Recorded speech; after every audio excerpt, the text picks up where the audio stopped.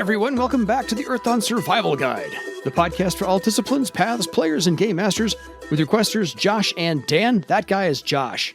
And that guy is Dan.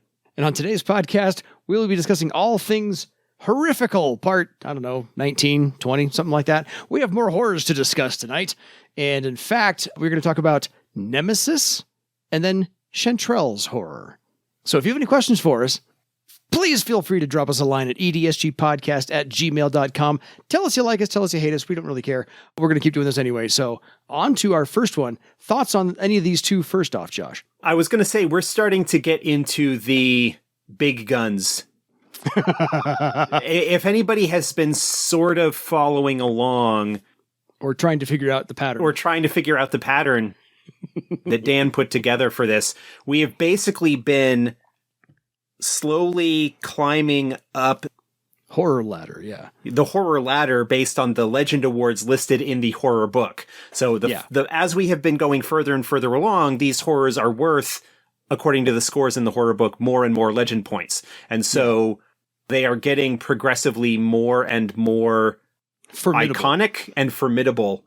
I mean, so even some of the lower ones are formidable in their own way, but we're really getting into some, like, tonight's are they're all wonderful. Like, again, they're all fantastically evil. Coming back to the theme that has been recurring as we have been discussing each of these horrors throughout the course of the series. Oh yeah. Is how each of them is different, but still sort of recognizably a horror, and how they each have their own shtick or modus operandi or aspect of evil to make them special and unique and interesting in a way that you don't really get in a lot of other games. Like, each of these are characters in a way that presents you with a personality and motives and tactics and plans that they can create that you don't necessarily get by reading an entry on, say, a type 5 demon in D&D. Even though that is also a potentially formidable opponent, yes, you end up needing to come up with your own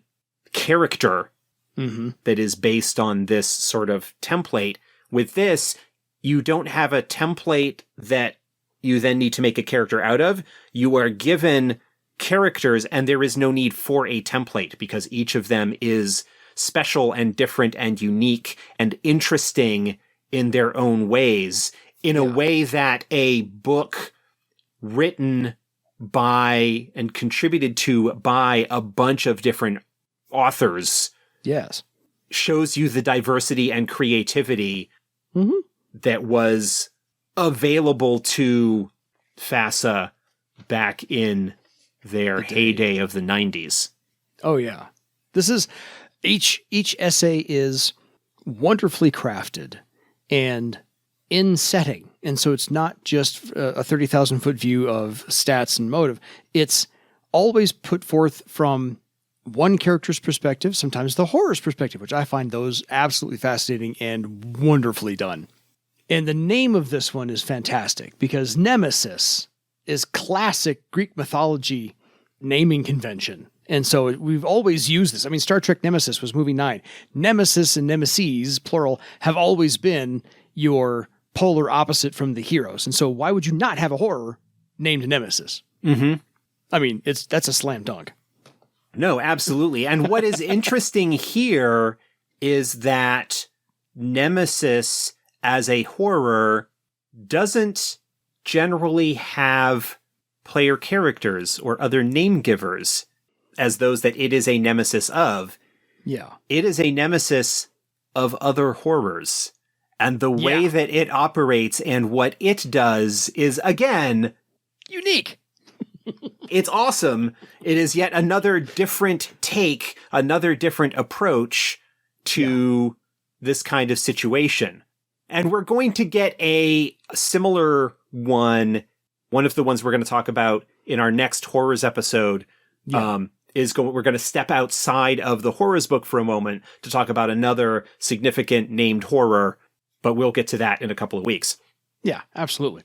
So Nemesis is the master of metamorphosis and deception, which I find hilarious, as that's the opening sentence, because they always appear as a human, male or female. They apparently just don't like the other races. They don't like to imitate the other races or metamorphosize into the other races. They go with human. I think to be as bland and generic as possible, because that's how I see humans in Earthdawn. But the interesting thing, again, about this horror is that when they metamorphose into a human to be deceitful, they are always beautiful and stunning and a cunning entity. And so they are absolutely putting on this disguise of the best version of a human that can possibly exist. So no matter what, you are naturally attracted to them. And so they've got your attention no matter what. The only way you can tell them they're human from another human, A, they're exceptionally beautiful for this horror. They have eyes that are the color of like blue lightning. And they can always usually explain that off as it's a birth defect or a magical spell or lingering after effect of something. They'll make it fantastic and really sell it to their uniqueness.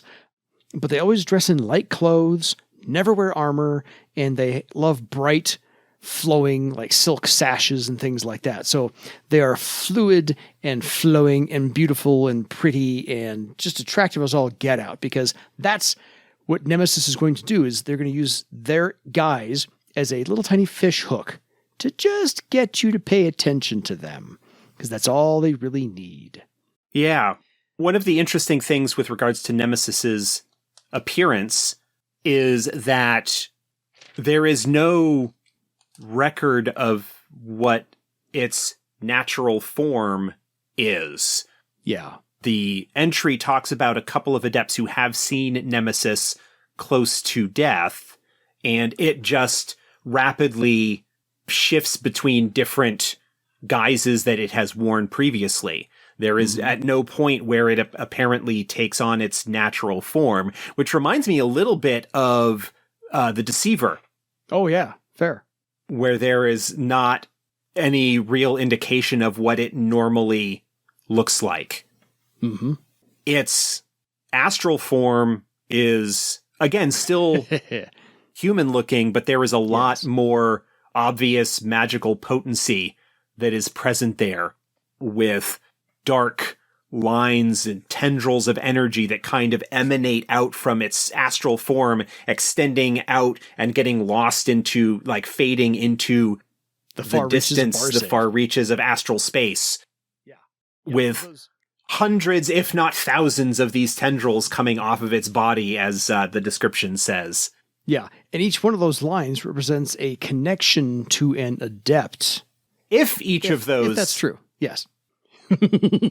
But you have to think about that, the tens of thousands that would actually be, because, yeah, and those are, just for, I'm a visual person, those lines in astral space are like pulsing black and purple.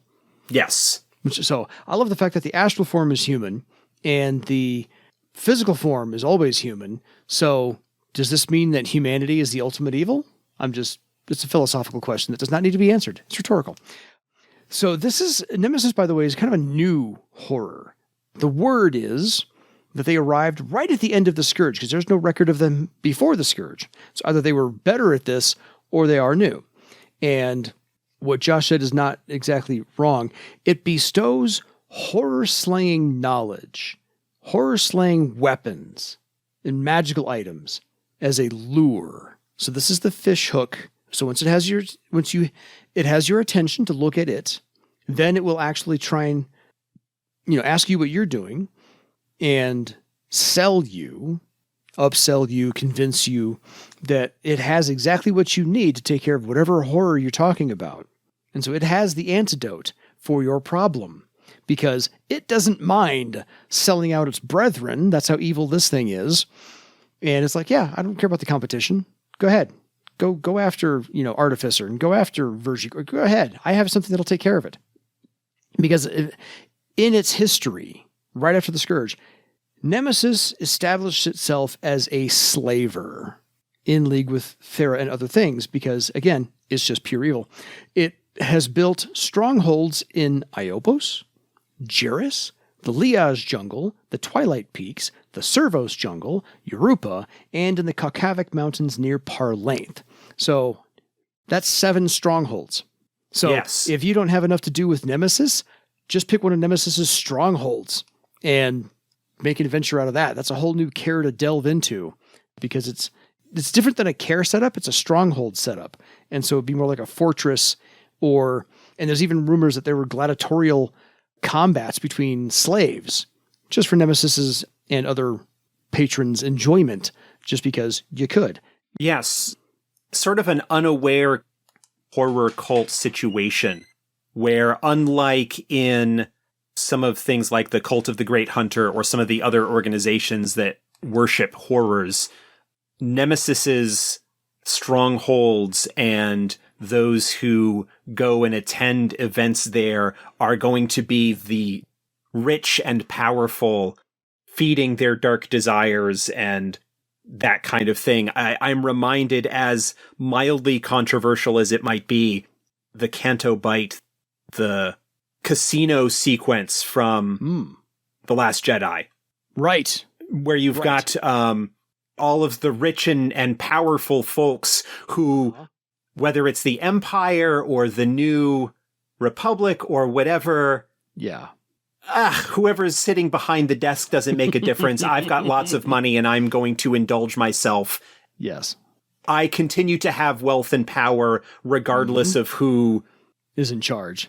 Yeah, there was a similar kind of thing expressed in a recent episode of The Mandalorian, where we had a sequence that took place on Coruscant. One of the characters is like giving a presentation or the Star Wars equivalent of like a TED Talk. Yeah. And afterwards is like talking to people and it's like, oh yeah, it's like New Republic, Empire, who can tell the difference? This idea of the 1%, the strong, the wealthy, the powerful, those who are ultimately kind of insulated from real life in a sense. And how Nemesis presents themselves as this cultured, attractive, sophisticated, suave, personable individual. Yeah. Reminding me a little bit of Ysrthgrathe in a way. Oh, yeah. But without the monstrous appearance and without the bitter, toxic jealousy. Yeah, the undercurrent. Yeah. For Nemesis, it's not personal. For Ysrthgrathe, it always is. Yes. Kind of the difference there. But yeah, Nemesis looks to corrupt and destroy adepts by giving them what they think they want or giving them what they think they need. And those gifts are poison pills and allow the horror to get its hooks into them, ultimately corrupting and destroying them and gaining a great deal of satisfaction. Because Nemesis is not above, by the way, selling you and your party each a magical item that you desperately want, because the mechanics behind what it does is it boosts those magical items. And then you go face the horror, and it has no problem letting that horror know that you're on the way. Because it wins both ways. It got its tentacles into you, and then, by the way, it told the horror that you're coming, so it doesn't mind playing both sides. Yeah, it's a situation where Nemesis really likes the idea of corrupting the heroes, and corrupting the heroes with the very tools that they are using to fight the darkness. Totally.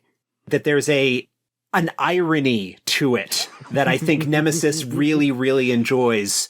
Oh, it's a delicious irony. Yeah. And again, another patient horror that is willing to let adepts hang themselves, like giving them plenty of rope with which to lead to their own defeat. A very kind of Shakespearean tragedy kind of method, where in the desperation of trying to save people, they are condemning themselves. Yeah. Just a really interesting twist on the situation. In a sense, there has never ever really been any kind of consideration of the horrors being collectively working together. Mm-hmm. They all kind of have the same goals ultimately in the sense of looking to corrupt, feast upon, and destroy name givers. Yeah. But there's no real sense of coordination between them, broadly speaking. Yeah, they're all out for themselves. Yeah, Nemesis is ultimately willing to sell out other horrors if it gets it more of what it wants. Yeah. Which is, the tasty feelings that you get when those that you have ostensibly been helping discover that they have sold themselves to the devil. There is a real classic deal with the devil kind of stories where the devil shows up and gives you what you ask for and you don't realize what it is that you have given away as a result. A lot of those stories, of course, often end up with clever people being able to weasel their way out of the contract. Devil and Daniel Webster, for example, being a classic story along those lines, but quite a number of other examples of that. That's the situation that you're looking at with Nemesis, a horror that is willing to give you what you need to get out of the frying pan, only for you to find out that you are delivering yourself into the fire. Yeah. I was trying to, for the longest time, you said deal with the devil story, and I could not remember the name of the story I was trying to talk about. Faust. Yes. It's a very Faustian take on a horror. Yay, my brain kicked in eventually. So other things about Nemesis. Nemesis not only is a horror that doesn't mind being beautiful and cunning and drawing you into themselves personally, but Nemesis has pawns. It has created its own little horror spawn pawns that are also beautiful humans, but they're the ones that also do some selling of horror information. And once it's agreed upon that the player character will take on that information or take on that magic item or take on that weapon, that person is doomed, because that is when the horror marks you. And the human agents offer all the stuff up as well. So it can mark you through any of its agents. So that's how powerful Nemesis actually is. And after being marked, Nemesis plants a thought worm in you. Yes, thought worm being a classic horror power that allows the horror to communicate across great distances and to potentially wreak havoc and cause problems on the person marked. There were a couple of interesting and unique powers that Nemesis has. Yes.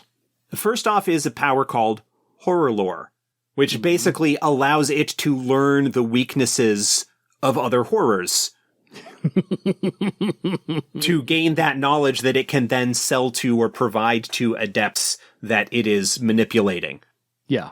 That horror lore is what allows it to enhance the abilities of weapons that it provides against the target horror and things like that.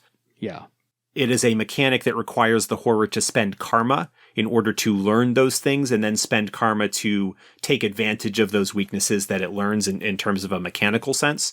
It's also got the transport power. This is what allows it to rapidly get from location to location between its various strongholds. Yeah. It can move between them just by using this power. And it usually takes like 1 round or 2 for it to get there. So it is lickety split across the map of Barsaive. Absolutely. And then it also has some spells, because what Nemesis does not like is a straight up fight. Lest you bruise its pretty face, by the way. That's just my own personal take on it. But it does not like a straight up fight. So if you are going to fight its physical form, it will use every single spell it has just in an onslaught against you to kill you quickly so it can get away. Oh, yeah. So that's the Game Master's tactic, is, by the way, just throw everything you have at it in a barrage of spells and retreat. Circle 9 wizard spells are the equivalent of what it's got. It's got, looking at first edition stat block, 10 spell actions per round. Yeah. No slouch. Yeah, no slouch in that department, with, spell casting and effect steps in the mid-20s. Oh, let me add something on. Here's a thought. Up to 9th circle wizard spells. So all 1st, 2nd, 3rd, 4th, yeah, all those. Exactly. And then on top of that, of course, it also has damage shift, a wonderfully fun horror power. Oh, yes. It also has animate dead. Uh-huh. And that's in addition to its other abilities. In one sense, it is physically weak. Its physical defense in the 1st edition stat block is only 7. Oh, that's easy to hit. Yeah. I mean, it's got 20 points of armor, but with a physical defense of 7, you are likely to be getting those high results to be dealing extra damage or armor defeating hits, depending on which rules edition you're using. Yes. It also doesn't have much in the way of death or unconsciousness rating. Yeah. It's only got a death rating of 50. If you are able to get the jump on it. And have a pretty decent, spell repertoire of shielding. Right, yeah. Then there is a possibility that you could physically take it down, but it would require a successful ambush kind of situation. Yeah. And considering its very high mental stats, it is probably rather difficult to get the jump on it that way, particularly where it is cunning and patient and generally with its thoughtworm power will know where its marked victims are and if they are coming for it.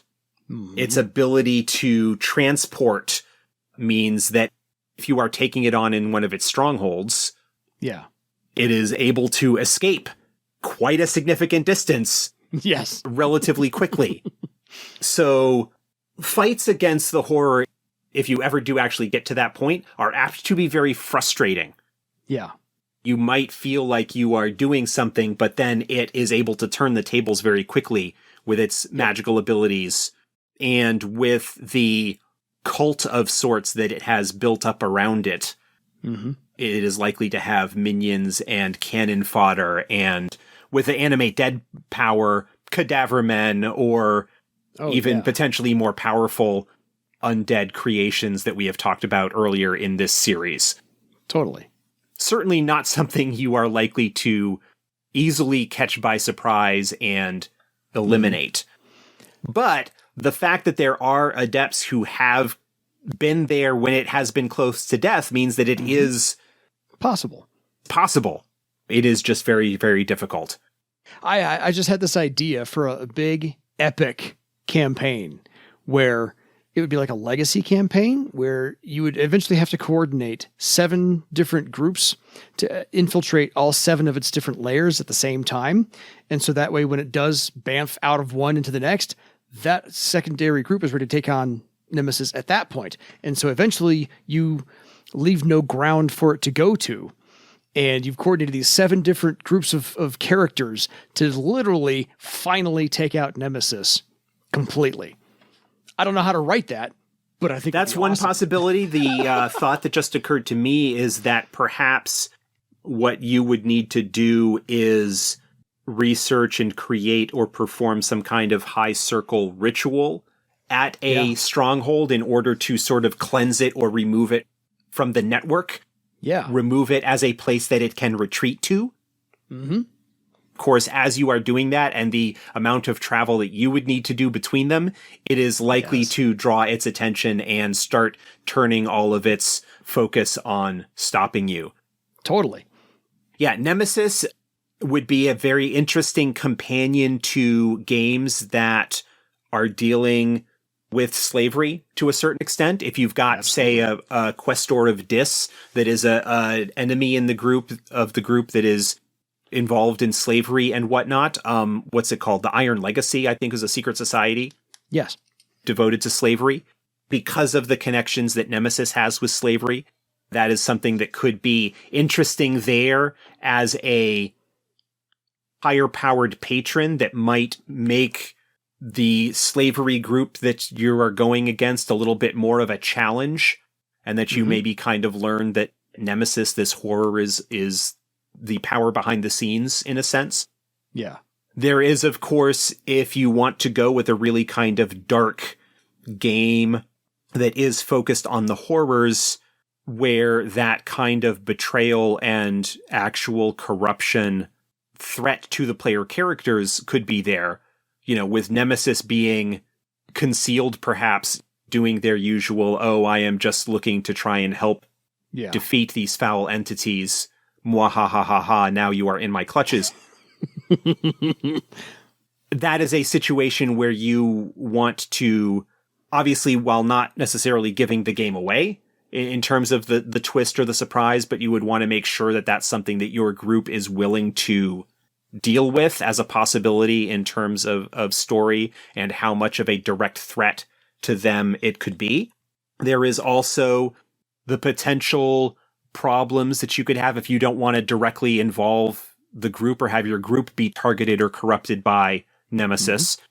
Because it targets adept groups, because it targets adepts, you could run into plenty of allies or former acquaintances or whatever within the sort of broader adventuring community that might run afoul of Nemesis. Yeah. The Grim Legion, for example, would be an organization that would, to a certain extent, be kind of a interesting target for Nemesis to go after, with the Grim Legion's focus on defeating horrors. How far are they willing to go to do that? Yeah. If you want to go back to talking about it targeting player characters, maybe even it not making a secret of what it is and what kind of deal are you willing to make. If you have a sort of major campaign opponent that is a horror that the group is struggling with, hey, I can offer you that information to defeat this thing if you want. And so not making it like a surprise twist, oh ho ho, this wizard that you thought was helping you was a horror all along, but yeah, I can help you do this. Oh yeah, I'm a horror. Yeah. No, oh no, please. And maybe starting small and giving them a little bit of something as a gesture of good faith, and that it works and it does exactly what he said it did. What does that... And now I got you. Dark bargain, like going into it knowingly, perhaps. And then, of course, there's always the fun of maybe attacking its network and the slavery operations and the strongholds and whatnot that it has, and, trying to take down that support network that it has created around itself. Yeah. So I think Nemesis is fun.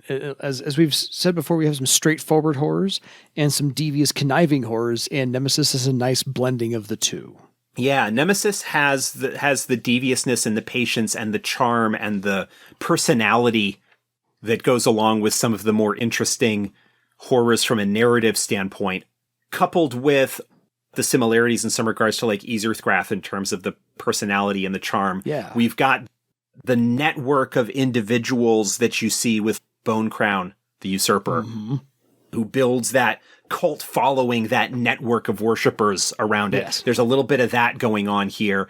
But then we've also got that deal with the devil Faustian bargain that is sort of the unique twist and what it can offer in terms of weapons to use against other horrors and what people might do out of desperation. Agreed. So pivoting now to Chantrel's horror. This is an oldie. Yeah, I think this one goes back to like the very first source book. Yep, Chantrel's horror shows up in the original first edition book. It is one of, I believe, 3 named horrors that is in the first edition book. Yeah. Vergigorm, Chantrel's horror, and I think Hate is the 3rd one. I think you're right. Hate does not show up later on. Hate is only in first edition book, but I think Hate is a 3rd that's in the player's guide, or in the the original first edition rulebook. Fair enough. So Chantrel's horror has never been observed in the physical world, only astrally. But if you do visit it, if you do happen upon it in the astral plane, it is a bloody, demonic humanoid suspended in a metal frame. And the edges of the frame have hundreds of small, whirring little saw blades made of all kinds of metal, including orichalcum. And Chantrel's horror is, again, unique in its modus operandi. It prefers to attack anybody's horror marks those horror-marked people, it chooses to attack their family, their friends, and their loved ones. It's got a very unique power to do so. We'll get to that in a minute or so.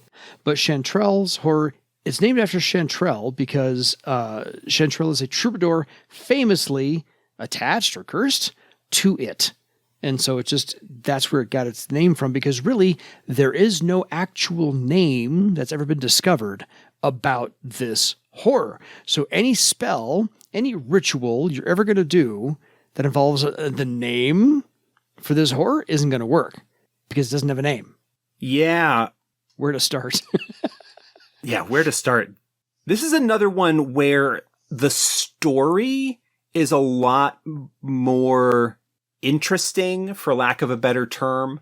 Yeah. This is a horror that it feels like is there for mood and an example of some of the more devious and nefarious and sinister and evil that horrors can perpetrate.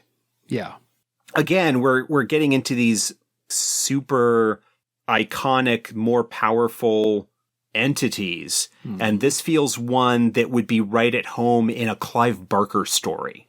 I was thinking the same thing, like Hellraiser. Yeah. From a physical description standpoint, there is something very Cenobite about it. Very Books of Blood. Mm-hmm. This does feel kind of very Clive Barker, without perhaps the ironic moralizing or morality that is often part of a Barker story. Fair. Chantrel's horror chooses a victim and has the ability to keep that victim alive. Even if that victim kills themselves, the horror can bring them back. Literally recreating their body from just a single drop of blood. Right. Bringing them back and them having the memories and everything of what they had done and sort of being like, no, I'm not done with you yet. Yeah. I'm going to resurrect you. I'm going to bring you back because I'm not done with you. There is more torment that I can derive from you. Yeah. The isolation ultimately that comes about as a result of Chantrel's horror working on a victim. We've talked about how some of the other horrors do isolate their victims in a way. Taint, for example. Yes.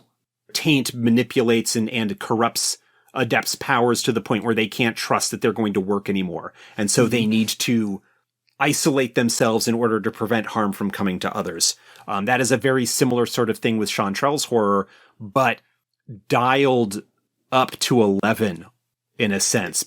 Well, to a different degree, yes. Yeah.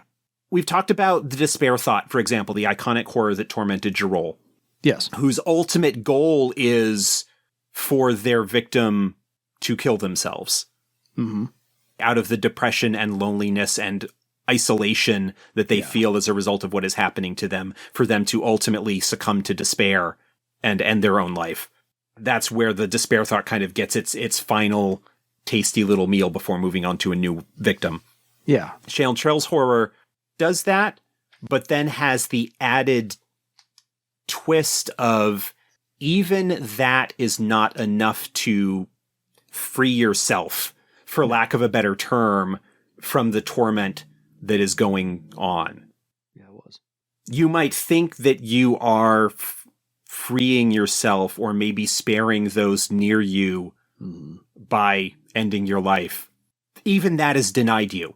And the even greater sense of despair and helplessness that would come about as a result of that. Ugh. Agreed. Because in the essay, the person who had Chantrel originally, thought that after a while, the horror had left it alone. Because it just went away. It wasn't in its thoughts, wasn't in Chantrel's thoughts or feelings or anything along those lines for decades. As Chantrel lived in this place and made all kinds of friends and had some family. And then out of the blue, the horror showed up.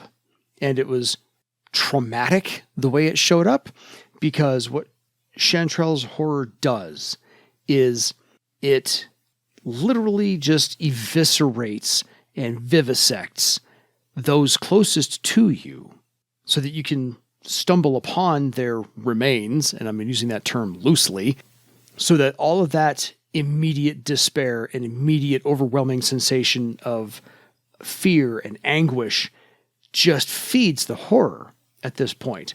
Because, well, there's all that time where maybe I'm free. Maybe it's finally over. Maybe I can relax and be happy and form connections with people again. Yep. Nope, sorry. We're going to take that all away from you. Again. Yes. Again. And then it'll do like a despair thought. Well, it's like a despair thought. It never really leaves you until you kill it, and good luck killing it.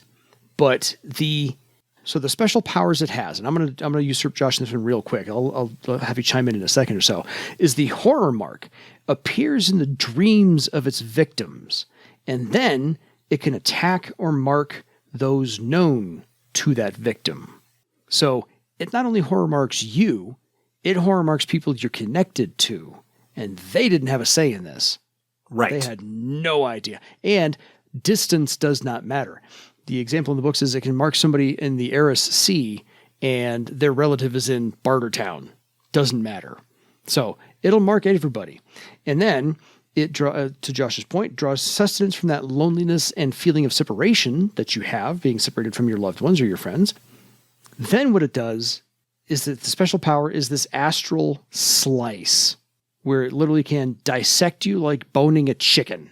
Well, not you. Your loved ones, like boning a chicken. The examples in the book are absolutely Clive Barker, Stephen King, horror-ish, where the bones of one victim are over there in the pile, and the flesh is over there in another pile, and the skin is in a third pile. And you're like, oh, I didn't need to know that.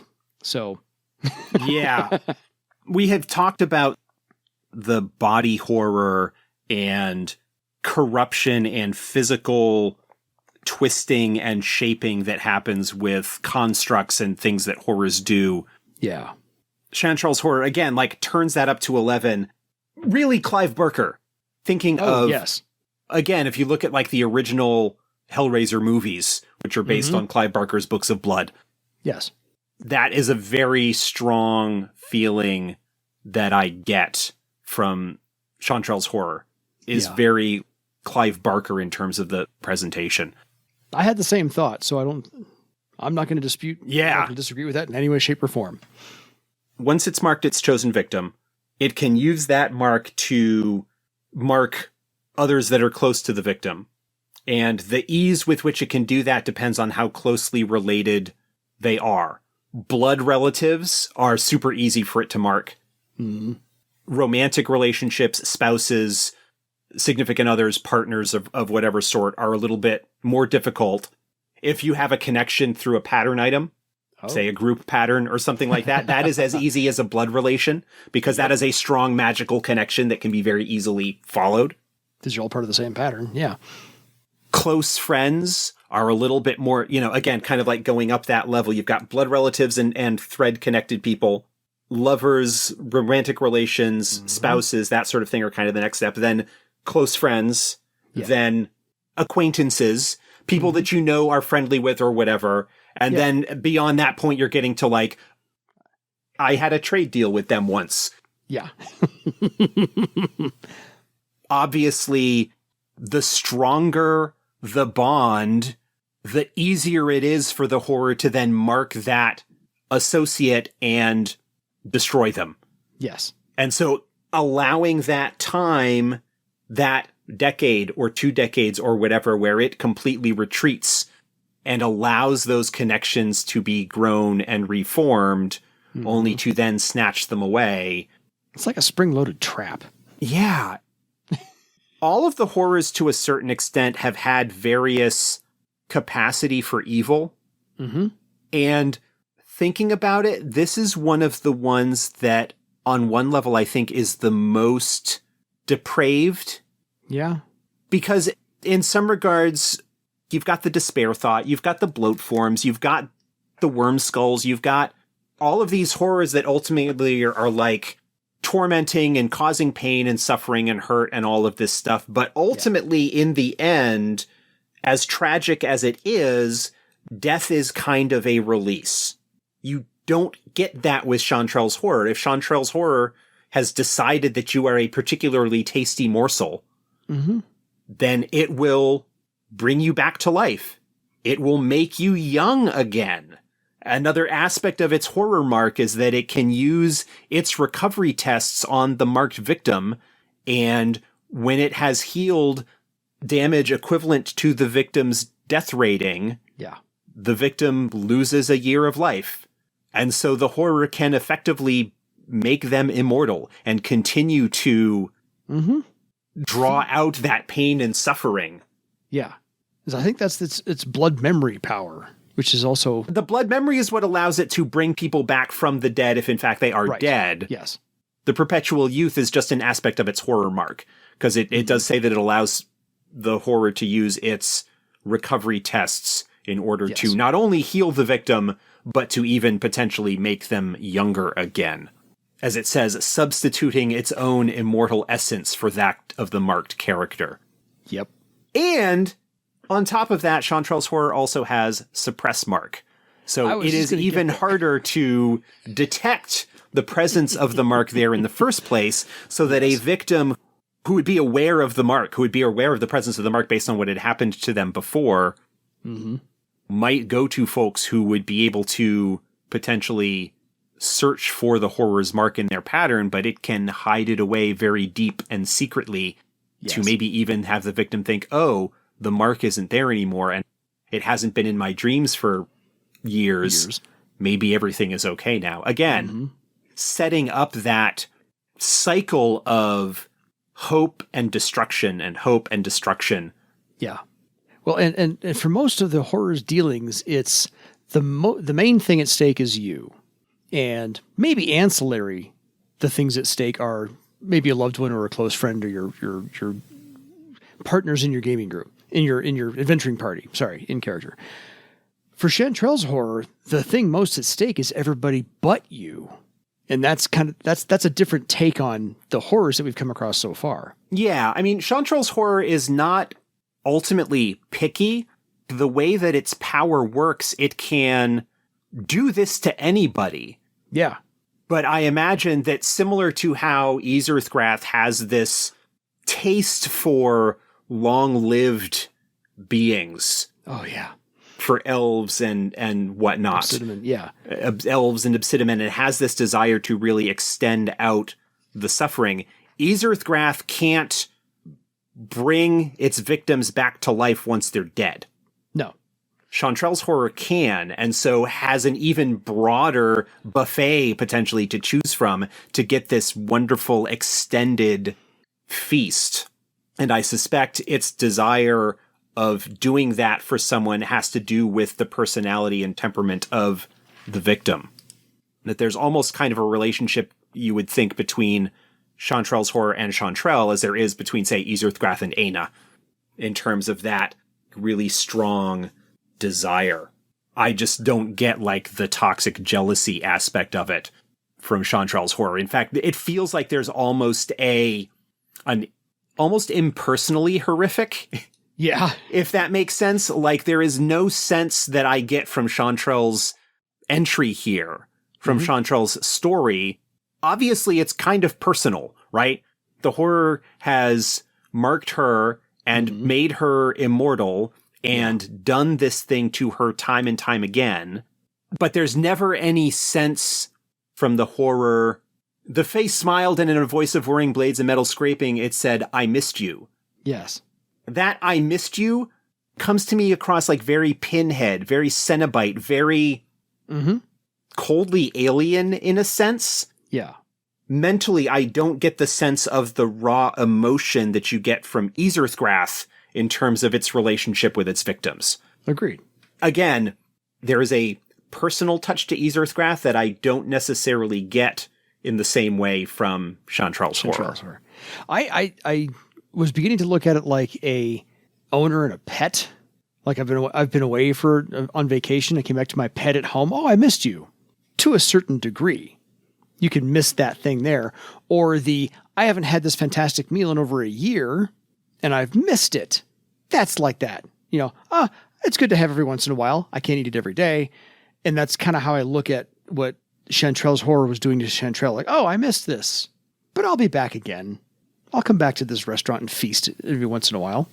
So Chantrel's horror, it is in some ways not difficult to bring Chantrel's horror in to be something that player characters might have to deal with. Yeah. Because they don't need to necessarily have an encounter with it themselves in order to end up targeted by it.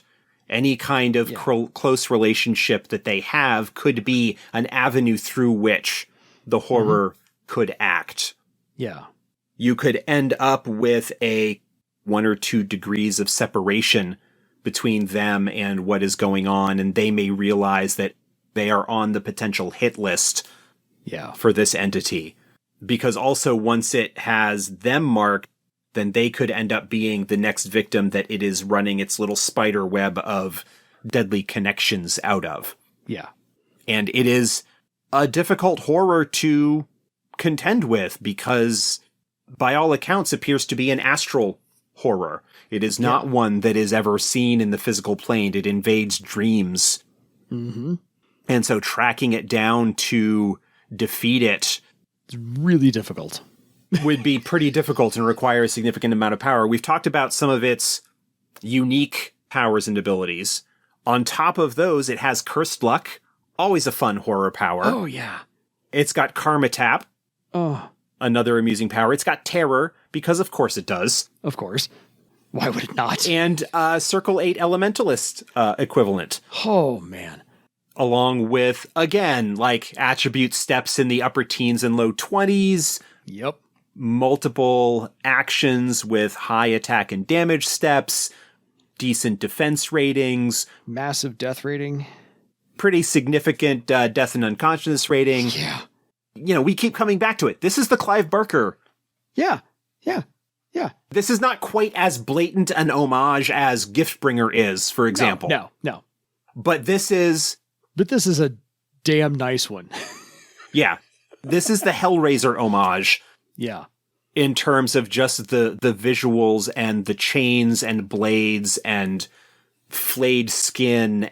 Yeah, this is Saw and the Texas Chainsaw Massacre and Clive Barker all rolled into one, plus, all your friends and family are, going to be victims too, just because they know you. Right. So, yeah, it is... Ugh.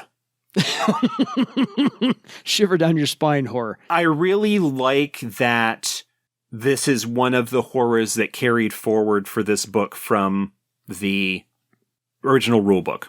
Yes. Vergigorm, we'll talk about Vergigorm in the future. Yes. Obviously also carries forward. Vergigorm is kind of this horror, in terms of like lording over all the others. And we will talk about Vergigorm eventually. Yeah. I have mentioned in the past how Vergigorm, while in some respects the most powerful, the most formidable, the most frightening horror in that regard, is also a lot more of a cosmic force of nature than it is an entity like Chantrel's horror or Ysrthgrathe. Yeah. Vergigorm doesn't care about you. You are too small, really, to be noticed by it. Yeah.